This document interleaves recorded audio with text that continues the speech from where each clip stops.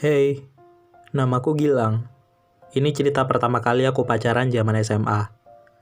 Berhubung ini kisah nyata yang melibatkan karakter nyata dalam hidupku, maka demi alasan keamanan privasi, nama tokoh dan tempat di cerita ini aku samarkan ya.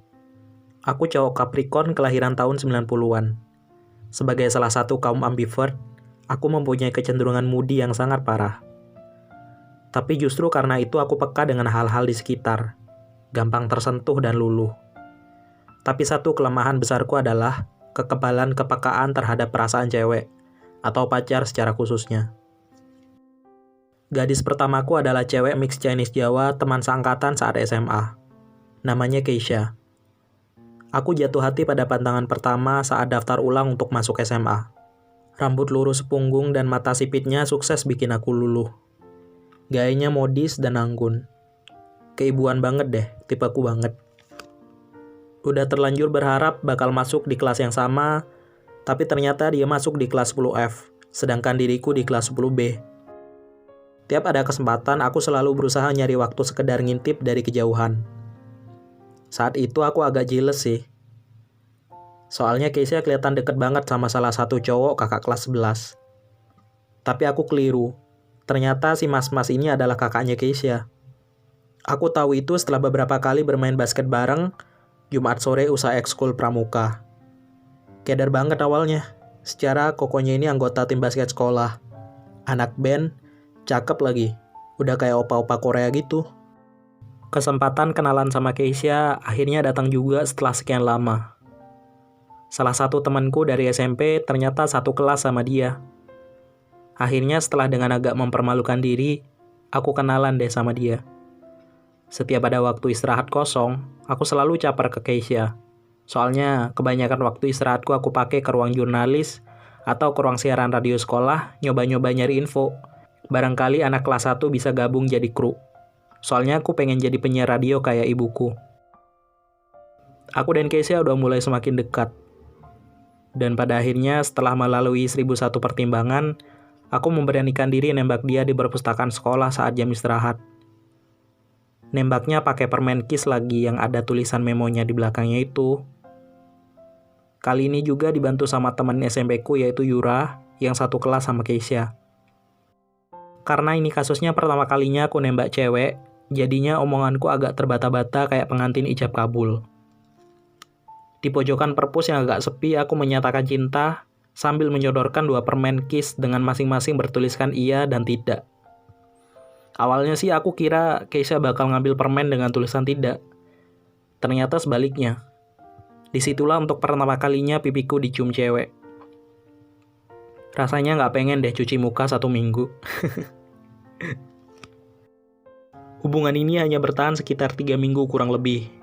Karena ini pertama kalinya aku pacaran, rasanya malu banget waktu lagi berduaan di sekolah terus dicie-ciein sama teman sekolah gitu.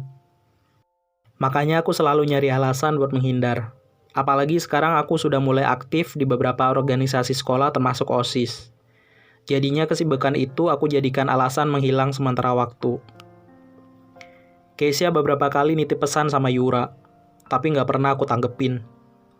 Sebenarnya aku merasa bersalah juga sih. Tapi gimana ya? Pada dasarnya aku setengah introvert, jadi kadang kumat sifat individualisnya. Lama-lama Keisha mulai menjauh. Udah nggak pernah chat di WA atau SMS. Udah nggak pernah juga kirim pesan lewat Yura. Satu kali dia datang nemui kokonya Alvin yang lagi main basket bareng aku Jumat sore. Tapi kami berdua seolah sudah terlalu malu untuk bertegur sapa. Sekarang, kami perlahan menjadi orang asing bagi masing-masing. Rasanya sangat canggung bertemu dia, hampir seperti orang yang pertama kali kenal. Perlahan, kami menjadi orang asing bagi masing-masing. Entah apa pikirannya tentang aku sekarang. Teman-teman kami masih belum tahu apa yang terjadi. Sesekali mereka masih menyoraki kami ketika tidak sengaja kami berpapasan. Di koridor, ataupun di perpustakaan, atau di lapangan. Beberapa kali aku nyaris menghubunginya lebih dulu lewat WhatsApp. Rasanya sekarang ada yang kurang jika tidak melihat namanya di layar handphoneku. Apakah aku sudah mulai terbiasa dengannya? Apa aku merindukannya? Tapi lagi-lagi keegoisan yang berbalut kegengsian seorang lelaki menyergapku.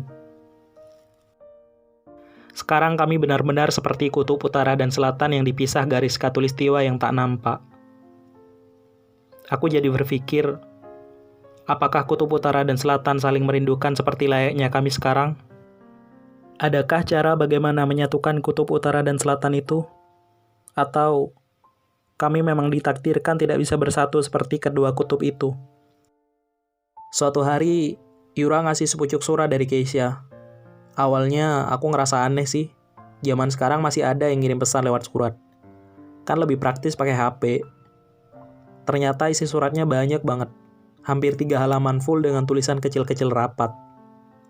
Ada beberapa noda tetesan air yang awalnya aku kira iler atau apa. Tapi aku pikir lagi kemungkinan itu air mata. Dia mencurahkan semua keluh kesahnya selama ini. Nyesek sih bacanya.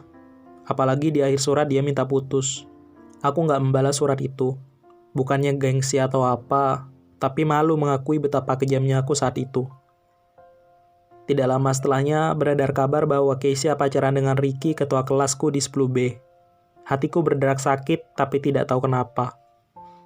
Pada akhirnya aku merelakannya saja. Toh salahku sendiri.